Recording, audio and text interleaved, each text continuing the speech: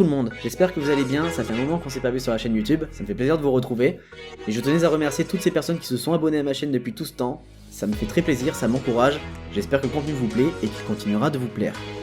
Aujourd'hui, on va s'éloigner un tout petit peu du sport automobile, plus pour vous parler de l'envers du décor, ce qui me permet de vous retranscrire en image réellement ce que je vois depuis mon casque, et pour ça donc, j'ai nommé la Cambox MKV4 Pro. Alors c'est parti.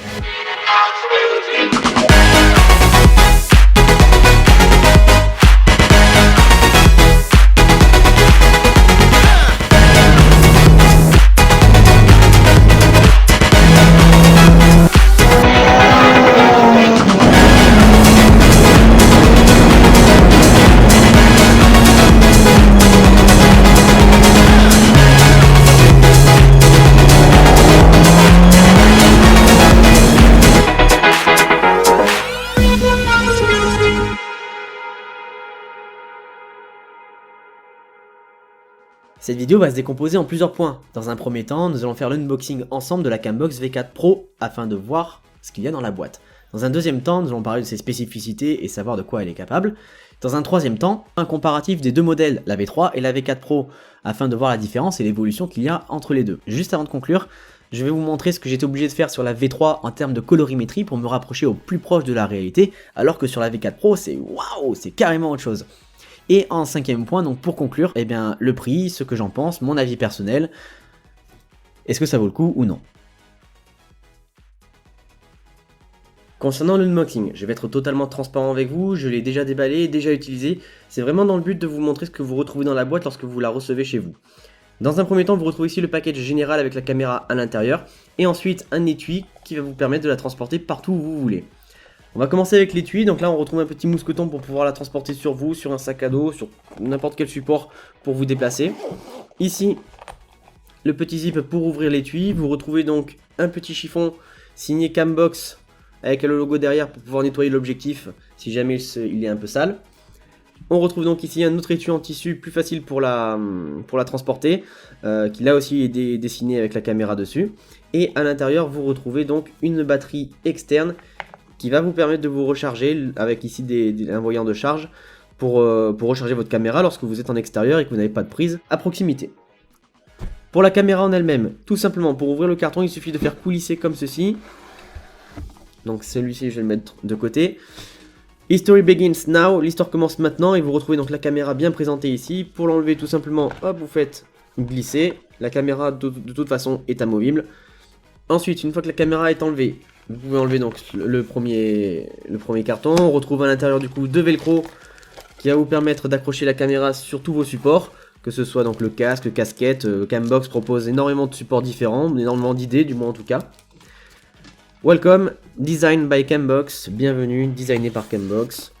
Ici donc dans ce petit carton vous retrouverez à l'intérieur une carte SD de 64 Gb qui honnêtement je trouve suffit amplement pour filmer en tout cas en 1080p. J'y reviendrai tout à l'heure un peu plus tard. Vous retrouvez donc deux autocollants Cambox. Là aussi si vous voulez faire un peu de publicité sur vos supports, et bien écoutez c'est gratuit, c'est offert. Et vous retrouvez donc ici la notice d'utilisation avec un QR code depuis votre téléphone, votre smartphone, iPhone ou Android, peu importe, et qui va vous permettre de bénéficier de la notice d'utilisation. Et ici on retrouve un petit chicho, comme on dit dans le sud, qui va vous permettre de couper la caméra manuellement si jamais il y a le moindre problème. J'y reviendrai tout à l'heure là aussi. Pour le dernier petit carton, vous retrouvez donc ici le chargeur pour la charge rapide sur votre caméra, un chargeur en USB type C.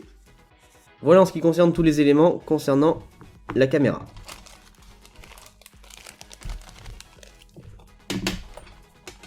Voilà pour l'unboxing. Il existe deux modèles, la V4 Plus et la V4 Pro. Me concernant, j'ai la V4 Pro entre les mains. La V4 Plus, elle, peut filmer en 4K jusqu'à 30 fps, tandis que la V4 Pro, elle, peut filmer jusqu'à 60 fps. La V4 Plus offre un champ de vision de 135 degrés, tandis que la V4 Pro, elle, a un champ de vision de 150 degrés. Et ça, c'est un bon point pour pouvoir profiter un peu plus de l'environnement extérieur qui nous entoure sur des caméras d'action. Il y a 3 micros intégrés dans cette V4 Pro, et c'est là aussi une évolution en termes de son par rapport à la V3 auparavant. On verra tout à l'heure un comparatif des deux, donc visuel et auditif, pour justement vous faire une petite idée. Mais c'est vrai que la qualité de son est bien meilleure sur la V4 Pro. Voilà, mais par contre ça suffit amplement pour, dans le sport mécanique du moins en tout cas, entendre le moteur, le régime moteur, ça vous suffit à vous détruire les tympans. La Cambox V4 Pro est une caméra stabilisée sur une technologie de 6 axes, 3 axes gyro et 3 axes accéléro. Nous verrons tout à l'heure sur les images si elles sont bien stables et bien fluides. Nous retrouvons ici un capteur de 12 millions de pixels, ce qui nous offre une image de grande qualité. Nous pouvons bien évidemment ici la connecter en Wi-Fi via une application, nous en parlerons là aussi tout à l'heure. La Cambox V4 Pro intègre une batterie de 1100 mAh, ce qui lui permet de filmer en 4K 30 fps pendant 45 minutes et sur de l'HD pendant 90 minutes. Et je vous dirai si j'ai réussi à filmer pendant 90 minutes ou non. Et vous retrouvez donc ici une lentille inclinable sur 20 degrés qui vous permet d'ajuster au mieux vos prises de vue pendant vos tournages. Ici nous avons un renvoi d'angle de 90 degrés sur la caméra au niveau des LED qui nous permet justement de savoir sur l'instant T où en est l'état de la caméra. Si elle est en train d'enregistrer, si elle est coupée, si l'état de la batterie est faible. Et ça c'est un gros plus par rapport à la V3 qui auparavant avait juste quelques petits trous mais millimétrés qui nous permettaient de savoir où en était l'état de la batterie mais on ne pouvait pas le voir sur l'instant T. Pour installer la carte SD dans la Cambox V4 Pro, il suffit tout simplement ici de prendre la partie où il y a le petit capuchon. Vous allez exercer une pression de ce côté et non comme ceci. Vous exercez donc la pression et hop, le capuchon s'enlève tout simplement. Et il ne peut pas se perdre grâce à un petit lacet qui le retient. Ici donc vous retrouvez bien évidemment la charge en USB type C et la carte SD que vous venez glisser donc à l'intérieur. Vous entendez un petit clic qui signale comme quoi la carte SD est bien intégrée, exactement le même système que sur la GoPro. Je trouve ça très pratique comparé à la V3 où on n'avait aucun signal qui nous disait que la caméra était bien, que la carte SD était bien insérée ou non. Pour refermer, tout simplement, il suffit de reprendre le capuchon et de faire un petit clic. Dans tous les cas, vous ne pouvez pas vous tromper. Si vous le faites à l'envers, ça ne rentre tout simplement pas. Voilà. Ici donc avec le petit chicho, comme je disais tout à l'heure, vous pouvez donc réinitialiser la caméra. Donc c'est du côté Wi-Fi mais côté velcro. Là vous avez un tout petit trou avec un petit bouton pour pouvoir couper la caméra si jamais il y a le moindre problème. Ça permet de couper manuellement la batterie du processeur et du coup plus rien n'est alimenté, la caméra s'éteint toute seule. Voilà, c'est juste une petite manière de faire manuellement. Dans un premier temps vous allez enlever ici le capuchon afin de pouvoir filmer quelque chose. Ça serait dommage de filmer rien du tout. On va voir comment on fait pour la démarrer. Tout simplement vous avez ici 3 voyants, 3 LED qui vont déterminer ce qui se passe sur la caméra. Pas d'écran, c'est pas comme une GoPro, donc on va communiquer avec des codes couleurs. Ici vous avez le bouton pour démarrer, enregistrer et arrêter la caméra, et ici vous avez le bouton Wi-Fi pour vous connecter à l'application sur le téléphone. Cette LED qui sera bleu fixe ou bleu clignotant va dépendre du mode preview que vous retrouvez sur l'application téléphone, afin de voir ce que la caméra voit. Et ici donc vous avez les codes couleurs en fonction pour l'autonomie de la batterie, mais aussi savoir au niveau de l'enregistrement sur quel mode vous êtes. Pour l'allumer, tout simple, on va d'abord appuyer ici, je reste appuyé sur le bouton. Un appui long, la LED est blanche, la caméra est en train de s'allumer. On patiente et on va avoir un bruit, elle va vibrer. Musique d'ascenseur s'il vous plaît. C'est un peu long au début, mais après, parce que là on est en vidéo, mais une fois que vous êtes sur le tas, sur le terrain, le temps que vous l'allumez, c'est le temps que vous rentrez dans la voiture ou autre chose. Voilà, il peut se passer millions de choses. Donc c'est pour ça, moi je l'ai fait directement, dès que c'est allumé, bam, je m'en occupe plus, et au moins ça enregistre, voilà, là ça enregistre tout seul. Et ça vibre 2 fois pour me dire c'est bon, j'enregistre. Et la LED est verte clignotant. Voilà, tout simplement. Pour couper l'enregistrement, il vous suffit de faire un appui court sur le bouton. La caméra vibre une fois, une vibration courte, qui vous permet de dire que c'est bon, l'enregistrement est arrêté. Pour couper la caméra, tout simplement ici, il vous suffit de rester appuyé longtemps. Un appui long. Et vous avez une vibration très longue, la LED rouge diminue en intensité, qui permet justement de dire que la caméra est bien coupée. Et ici donc vous avez le voyant batterie, qui vous permet de dire lorsque le voyant s'allume rouge, eh ben, il va falloir penser à recharger avec votre fameuse batterie portable. Petit tips à savoir sur la caméra, sur la carte SD vous retrouvez tous vos paramétrages enregistrés. C'est-à-dire que si sur la carte SD il est écrit 1080p, la caméra elle filmera en 1080p. Si sur la carte SD il y a écrit 4K, la caméra filmera en 4K. Vous avez compris.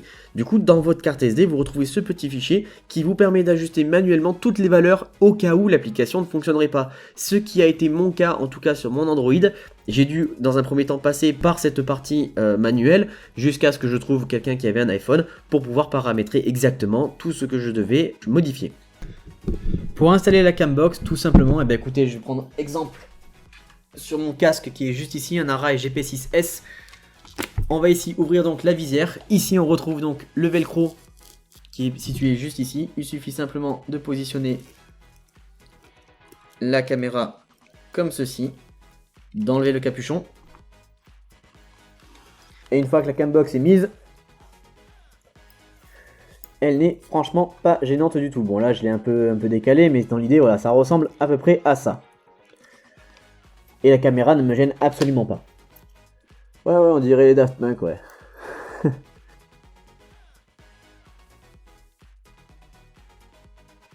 On va passer maintenant au comparatif. Je vais vous mettre sur l'écran de gauche la Cambox V3 et sur la droite la V4 Pro afin que vous puissiez voir la différence et l'évolution qu'il y a entre les deux produits, les deux modèles.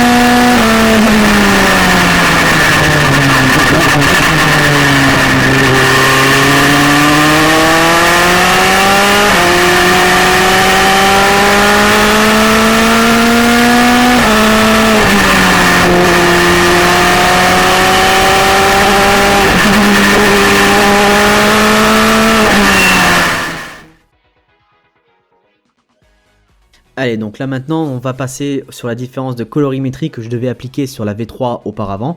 Là, vous avez la V3 sans la colorimétrie, donc on voit vraiment qu'il y a beaucoup de nuances de vert qui ressortent sur l'image. Et en post-production sur Adobe Premiere Pro, j'ai dû donc en effet, réduire ces nuances de vert pour me rapprocher d'une image au plus proche de la réalité. Mais encore une fois, l'image n'est pas super nette comparée à la V4 Pro et je peux vous assurer qu'entre temps, je n'ai pas changé la visière de mon casque, elle est restée telle quelle. Pour conclure l'essai de la Cambox V4 Pro, dans l'ensemble c'est un gros point positif. Au niveau du design, on retrouve quelque chose de redessiné, beaucoup plus joli esthétiquement parlant, avec différents coloris possibles, ce qui donne à chacun sa propre personnalisation. Là aussi au niveau du design, une meilleure prise en main en termes d'ergonomie. On retrouve de nouvelles fonctionnalités, comme ici par exemple pour la carte SD, avec le phénomène capuchon et la carte SD, le petit clic, c'est des petits détails mais qui font que on retrouve un produit de qualité. Lorsque l'on a la caméra sur soi dans le casque, elle n'est absolument pas dérangeante, vraiment. Lorsque j'arrive à 220 km/h sur un freinage à 80 mètres pour prendre un virage qui se passe aux alentours de 83 km/h, je fais totalement abstraction à la caméra. Je reste concentré dans ce que je fais et c'est là où c'est intéressant, c'est que lorsqu'on est concentré, on n'en fait absolument pas attention.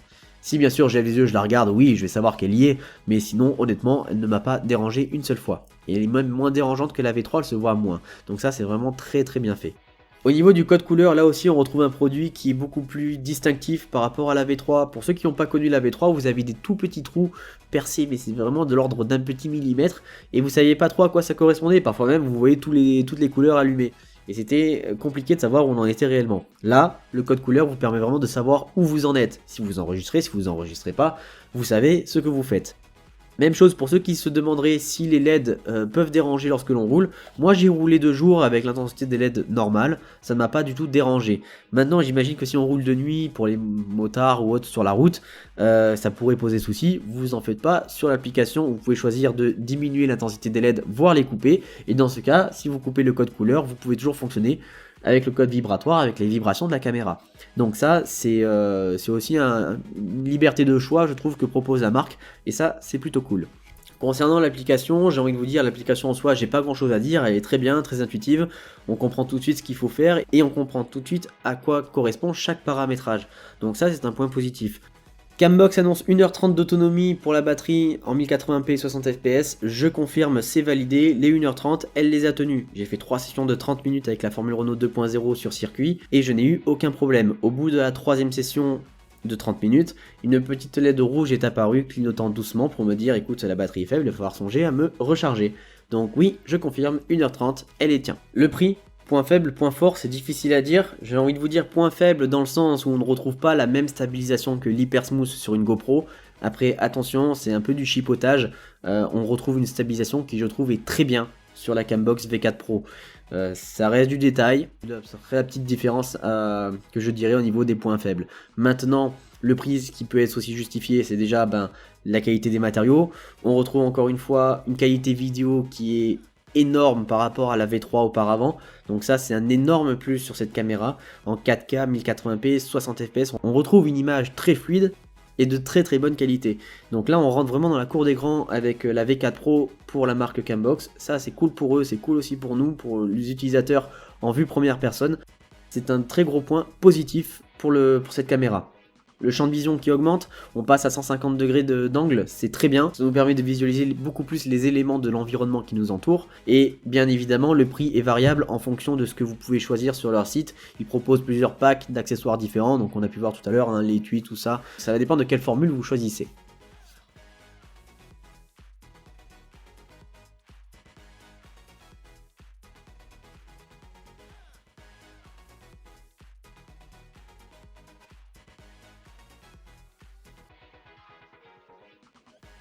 Sur ce, messieurs dames, on arrive sur la fin de cette vidéo. J'espère que l'essai de la Cambox MKV4 Pro vous aura plu et aura répondu à certaines de vos interrogations. N'hésitez pas à me dire en commentaire ce que vous en pensez. Si vous avez la moindre question, laissez-le moi aussi en commentaire. Je n'hésiterai pas à y répondre du mieux que je peux. Et sur ce, les amis, on se retrouve très prochainement pour de nouvelles vidéos, que ce soit en sim racing ou en Formule Renault 2.0. Et moi, je vous dis à très bientôt. Ciao, ciao!